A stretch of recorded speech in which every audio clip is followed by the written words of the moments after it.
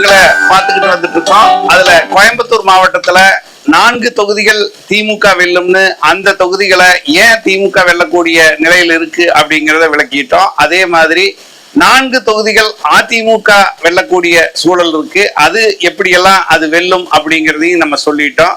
அதுக்கடுத்து இன்னும் கோவை மாவட்டத்துல மிச்சம் இருக்கிற தொகுதி 2 தொகுதிகள் மீதம் இருக்கு. அந்த 2 தொகுதிகள், ஒண்ணு வால்பாறை, இன்னொன்னு பொள்ளாச்சி.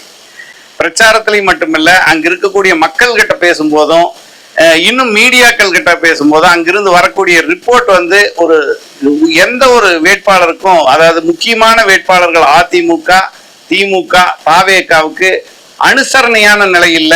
அதனால ஒரு டஃப் இருக்கிற மாதிரி இருக்கு. அப்படிங்கறதுனால இந்த 2 தொகுதியை நம்ம இழுவரி தொகுதியா வச்சிருக்கிறோம். அந்த இழுவரி எந்த மாதிரி எல்லாம் இருக்கு அப்படிங்கறத நம்ம இப்ப பேச போறோம்.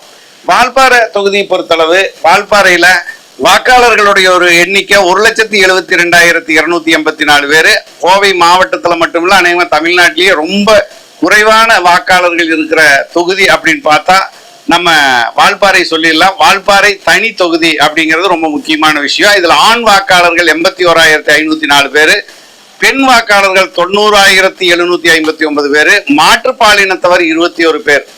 இதுல இந்த வால்பாறை தனி தொகுதியில திமுக இதுவரைக்கும் 3 தடவை வென்றிருக்குது, அதிமுக 5 தடவை வென்றிருக்கு, காங்கிரஸ் 2 தடவை வென்றிருக்கு.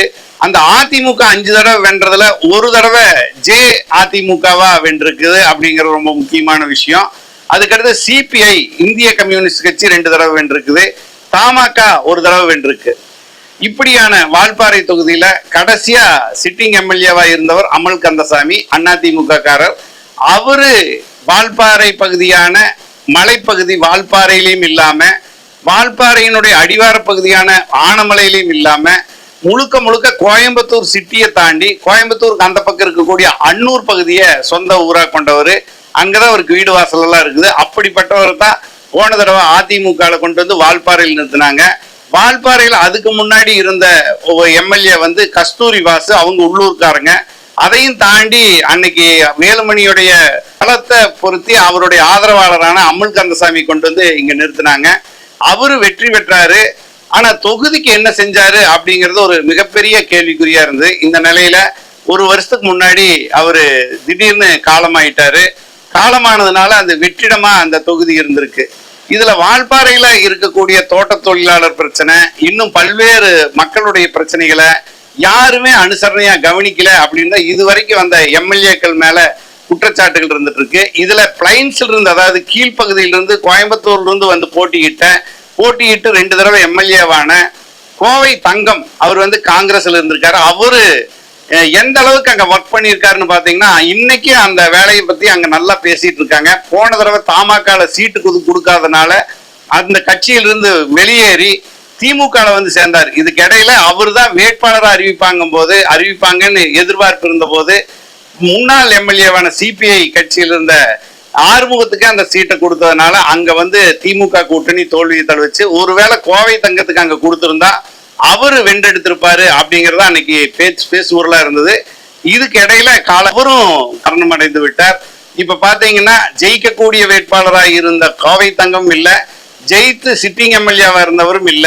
அப்படிங்கிற பட்சத்துல இப்ப லட்சுமண சிங் அப்படின்னு சொல்லக்கூடிய ஆனமலை பகுதியில் இல்லாம கிணத்துக்கடவு பகுதியில் இருக்கக்கூடிய ஒரு வேட்பாளரை கொண்டு களமிறக்கி இருக்கு அதிமுக. கிணத்துக்கடவு தரைப்பகுதியா இருக்கிறது. அது பொள்ளாச்சி தாண்டி இருக்கக்கூடிய அந்த பேரூராட்சி கவுன்சிலரா லட்சுமண சிங் இருக்காரு. திமுக பாத்தீங்கன்னா சுதாகர்னு ஒருத்தரை இறக்கியிருக்காங்க. இவர் 2 முறை நகராட்சி தலைவரா வால்பாறையில் இருந்திருக்காரு.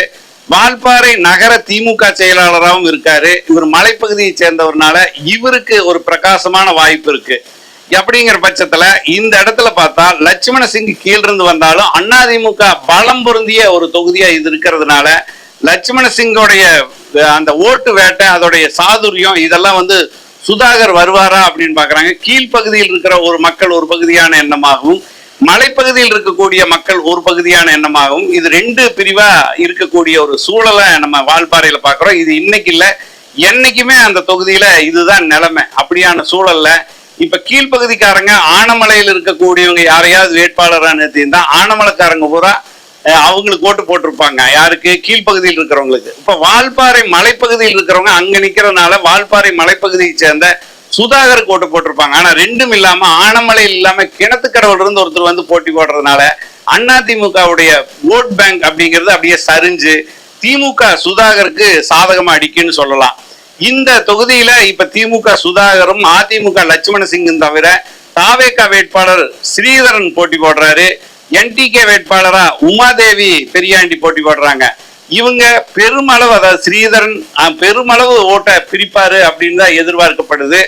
ஏன்னா டிவிக்கே மற்ற பக்கம் எந்த மாதிரியான அந்த விசில் சின்னத்துக்கு எந்த அளவுக்கு வெயிட் இருக்கோ அதே வெயிட் வால்பாறையில இருக்குது. அது கிராம பகுதிகளா இருக்கிறதுனால ரொம்ப அங்க வந்து டிவிக்கே அதிகமான ஓட்டுகளை எடுக்கும் அப்படிங்கிறாங்க. அந்த அதிகமான ஓட்டுகள் எடுக்கும் போது முக்கியமா அதை பாதிக்கிறது அதிமுக திமுக ரெண்டு கட்சியுமே பாதிக்குது அப்படிங்கிறாங்க. அந்த அடிப்படையில பார்த்தா வால்பாறையில ஒரு திரிசங்கு நிலைதான் நிலவுது. அதிமுகவா அல்லது திமுகவா அப்படிங்கறதா இப்ப அங்க கேள்வியா இருக்கிறத.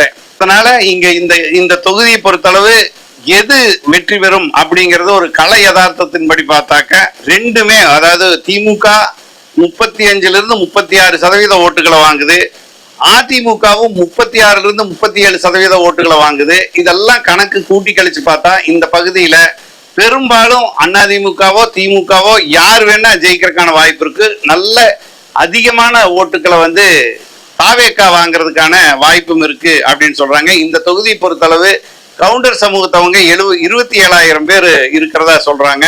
அருந்ததியர் சுமார் 30,000 பேர் கிட்டத்தட்ட, அதாவது ரெண்டுமே ஈக்குவல். 27,000 28,000 கவுண்டர்னா அதே அளவுக்கு அருந்ததியர்கள் இருக்காங்க. அதேக்கு கொஞ்சம் கம்மியா ஒரு 25,000 24,000 வாக்காளர்கள் ஆதி திராவிடர்களா இருக்காங்க.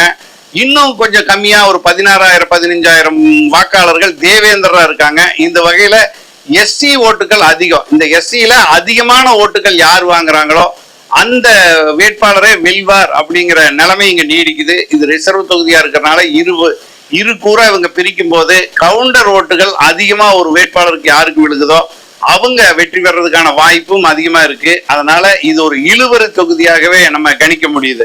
இதுக்கு அடுத்தது பொள்ளாச்சி தொகுதி. அது பொள்ளாச்சினாவே பொள்ளாச்சி ஜெயராமன் தான் அப்படின்னு எல்லாருமே சொல்லக்கூடிய சூழல் அங்க நகர்ப்புற பகுதியில் இருக்கு. யாருகிட்ட போய் கேட்டாலும் பொள்ளாச்சி ஜெயராமனை வெற்றி பெறவே முடியாது யாருமே அப்படின்னு தான் சொல்றாங்க. ஆனா களத்துல போய் கொஞ்சம் நுட்பமா விசாரிச்சு பார்த்தோம்னா இதுவும் அதிமுகவுக்கு இந்த தடவை ஒரு இழுவரி தொகுதியா மாறுறத நம்ம பார்க்க முடியுது. பொள்ளாச்சியை பொறுத்தளவு இது வரைக்கும் காங்கிரஸ் 3 தடவையும் திமுக 3 தடவையும் அதிமுக 9 தடவையும் வென்றிருக்கு. இதுல ஜெயலலிதா, அதாவது ஜே அணி பிரிஞ்ச போது கூட ஜெயலலிதா அணியில தான் அதிமுக ஜெயிச்சிருக்குது அன்னைக்கு. அப்படின்னா இது எப்பேற்பட்ட ஒரு அதிமுகவுடைய கோட்டைன்னு நம்ம சொல்லலாம். இன்னொரு விஷயம், பொள்ளாச்சி ஜெயராமனை பொறுத்தளவு 2001 தேர்தல், 2006 தேர்தல், 2011 தேர்தல், 2016 தேர்தல், 2021 தேர்தல் 5 தேர்தலையும் தொடர்ந்து அவர் எம்எல்ஏவா இருந்திருக்காரு. இடையில ஒரு தடவை பொள்ளாச்சியை விட்டு உடுமலையில போய் போட்டி போட்டு அதுலயும் எம்எல்ஏ ஆயிருக்காரு. 5 தடவை எம்எல்ஏ ஆனவர் இந்த தடவை 6வது முறையாவும் எம்எல்ஏ ஆவாரா அப்படின்னு கேள்வி கேட்டோம்னா அவரை எதிர்த்து போட்டியிடக்கூடியவர் திமுக கூட்டணியில கோமாதேகா நித்யானந்தம் போட்டி போடுறாரு. இவரு ஒரு என்ஜினியரிங் படித்தவர், நல்ல பரம்பரை சொத்துக்காரரு, எல்லாரும் கூட கொஞ்சம் நல்லா அனுசரணையா பழகக்கூடியவர். ஜெயராம கீழிறங்கி ரொம்ப பழகினாலும் மேல் மட்டத்துல எல்லாமே நல்லா பழகக்கூடிய ஒரு தன்மையுள்ள நித்யானந்தமா இருக்காரு. அதே மாதிரி இங்க டிவிகேல ராமநாதன் நிக்கிறாரு, நாதாக்காவில செந்தில்குமார் நிக்கிறாருங்க. இந்த இதுல வந்து டிவிகே ராமநாதன் முழுக்க முழுக்க இது வரைக்குமே ஒரு 2 கோடி ரூபாய் பணம் செலவு பண்ணியிருப்பாங்கன்னு சொல்றாங்க. அவரு லாட்ரி சீட்ல ஒரு காலத்துல மார்டின் லாட்டரியில கொடி கட்டி பறந்தவர். அதுல சம்பாதிச்ச காசு ஏகபோகமா செலவு பண்றாருன்னு சொல்றாங்க. அப்படிப்பட்டவர் அந்த செலவு வந்து எந்த அளவுக்கு ஓட்டுகளை வாங்கும் அப்படிங்கிறத விட அவருடைய ஜாதி ஓட்டுகள், அவர் வந்து செட்டியார் சமூகத்தை சார்ந்தவர். அதே செட்டியார் சமூகத்தை சார்ந்தவர் தான் பொள்ளாச்சி ஜெயராமன். இது வரைக்கும் செட்டியார் சமூகத்தை சேர்ந்த வாக்குகள் சாலிடா பொள்ளாச்சி ஜெயராமனுக்கு விழுந்த கதை மாறி இன்னைக்கு டிவிகேல இருக்கக்கூடிய ராமநாதனுக்கும் அந்த வாக்குகள் பிரிய போகுது அப்படின்னு பேசிட்டு இருக்காங்க. இந்த தொகுதியை பொறுத்தளவு கொங்கு வேளாள கவுண்டர்கள் 60,000 பேரும், அருந்ததியர்கள் சுமார் 40,000 பேரும், செட்டியார் சமூகத்தினர் ஒரு 30,000 பேரும், இஸ்லாமியர்கள் ஒரு 15,000 பேரும், பிற சமூகத்தினர் ஒரு 60,000 பேர் இருக்கிறதுனால இதுல செட்டியார் சமூகம் முழுக்க முழுக்க பொள்ளாச்சி ஜெயராமனுக்கு இருந்தது, அப்படியே கதை மாறுது.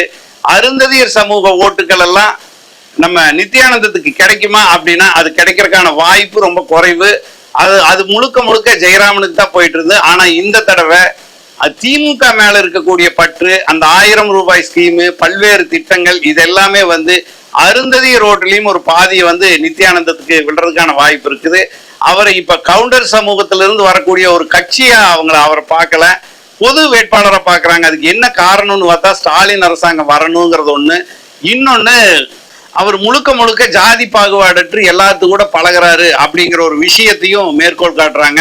இந்த தொகுதி ஏற்கனவே ஒரு தடவை பொள்ளாச்சி தொகுதி பெஸ்ட் ராமசாமி நின்று அதிகமான ஓட்டுகளை வாங்கின ஒரு தொகுதியா, கொங்கு வேளாள கவுண்டர் ஓட்டுகளை வாங்கின ஒரு தொகுதியா இருந்து ஒரு தடவை பொங்கலூர் பழனிசாமியே தோற்கடிக்கிற அளவுக்கு 3வது இடத்துக்கு தள்ளுற அளவுக்கு போச்சு.